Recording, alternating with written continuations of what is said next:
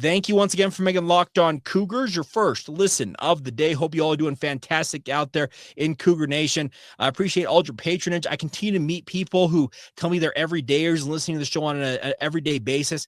Absolutely means the world to me, the support you guys have lent us over the last 7 years and change. We've been doing this show, and don't plan on stopping anytime soon. So please continue to subscribe, rate, review, share this with your family and friends, and tell them, hey, it's daily BYU content that you cannot find anywhere else. And we are your original daily podcast focused on all things BYU basketball, football, and literally everything in between. All right. When it comes to BYU winning games this season, there has been one thing that I have been maybe more impressed with Bear Bachmire than anything else. Well, what is that, Jake? Is it his passing yards? No. Is it his unique number? No. Is it the fact that he can run with impunity and really jam it down the throats of opponents? Yes, if you're noticing, the word of the day is impunity today, everybody. But the bigger point to be had here is, as a freshman quarterback, there is one thing that usually comes with youth and inexperience in college football. What is it? Turnovers. If you've been paying attention, Bear Bachmire has how many turnovers this season already? If you guessed 0, you're absolutely correct. Through 3 career starts, he has 0 giveaways, fumbles, interceptions, and the like. It is quite remarkable, even though the level of competition may not be what many expect it to be going forward as BYU kicks off Big 12 play here. But if there is one thing that is going to help BYU win more games than not, it's the turnover margin. I heard this on Coordinator's Corner yesterday. Jay Hill and Greg Wrubell were talking about what the turnover margin and not losing the ball, I guess giving it away for BYU means. And Greg Wrubell pulled it right out of thin air. I don't know if he had it in his notes right there on the teleprompter, but in Kalani Sitake's now almost 10 years as the head coach at BYU, 9 seasons and change, he is 34-4 when his teams have 0 turnovers in the game. 34 wins, 4 losses. Then it almost gets better in a way that when BYU is +1 or better in the margin, I think it was actually just +1 in the margin. So essentially BYU has 1 takeaway or 1 more takeaway than their opponents. Kalani's career record at BYU, 43-8. I'm telling you, track record suggests if BYU gets takeaways, does not give the ball away, BYU is going to win darn near 90+% of the ball games they play in. And Jay Hill added to that, saying that history in college football, and there's thousands upon thousands of games of analytics that back this up, I would imagine that he's not making this up on the spot. So 90+% of the time, you're going to win football games if you don't give the ball away and you take it away.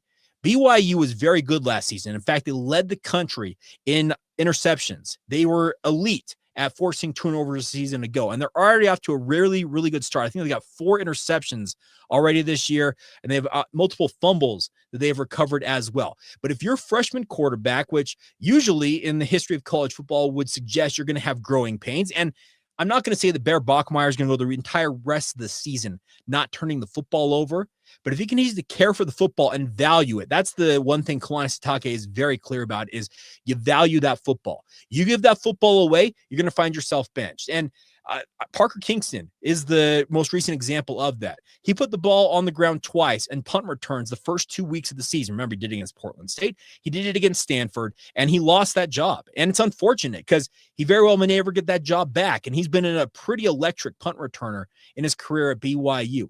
But it goes to show that Kalani Sitake, above almost everything else, of all the different keys or numbers you want to look at that lead to success in college football, it's turnovers and turnover margin. Take care of the football. Value it with your life. And I know that sounds a little egregious or a little too over the top, but it's essentially how it's preached to these guys.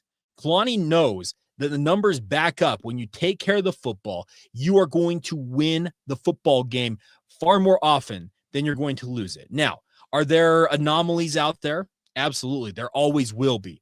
But BYU's track record, Kalani Sitake's track record, and in fact, I could go back probably through the Bronco Mendenhall era, even the Gary Croton era, and all the way back to the Lavelle Edwards era, even though they're different eras of college football. But more often than not, when you don't give the ball away more than your opponent does, you're going to win football games. And it's truly remarkable, once again, that Bear Bachmire has not given the ball away yet.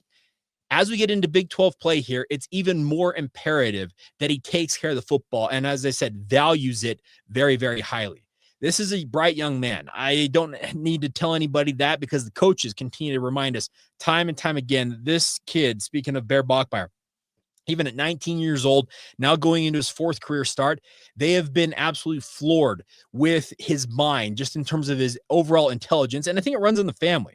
He's got an older brother, Tiger, who is currently the starting punt returner for BYU, taking over for the aforementioned Parker Kingston, who graduated from Stanford University, the Cardinal, with a computer science degree in 2.5 years.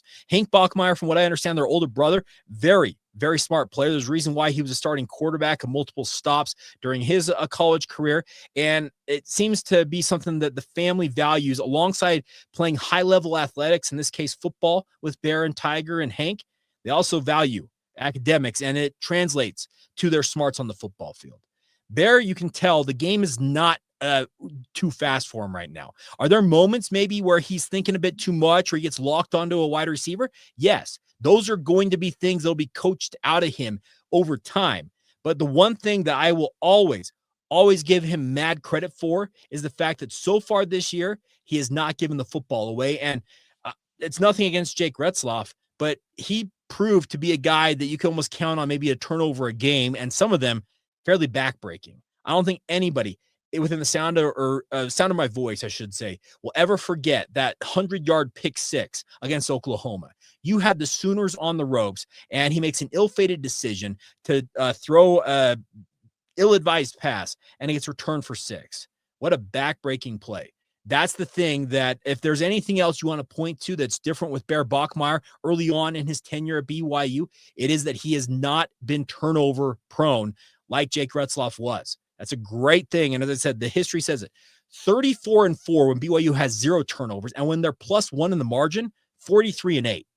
Those are elite numbers. Those are winning numbers. And those are numbers that are going to help BYU win a lot of football games this year. And if they have plans on making a run at the Big 12 title game, winning or not winning the turnover margin and holding on to said football, those will go a long way to helping BYU live their dreams of actually playing in Arlington this year, because some of the turnover issues they had against the likes of Arizona State and Kansas, frankly, did them in a season ago. So it's crazy to think that it's really football can be that simple, like we've talked about earlier today, but it really breaks down alongside those margins that if you do what you're supposed to do, and that is hold on to the football and take it away a time or two or more if you can, you're going to win a lot of football games. You're going to be a pretty darn good football team to boot.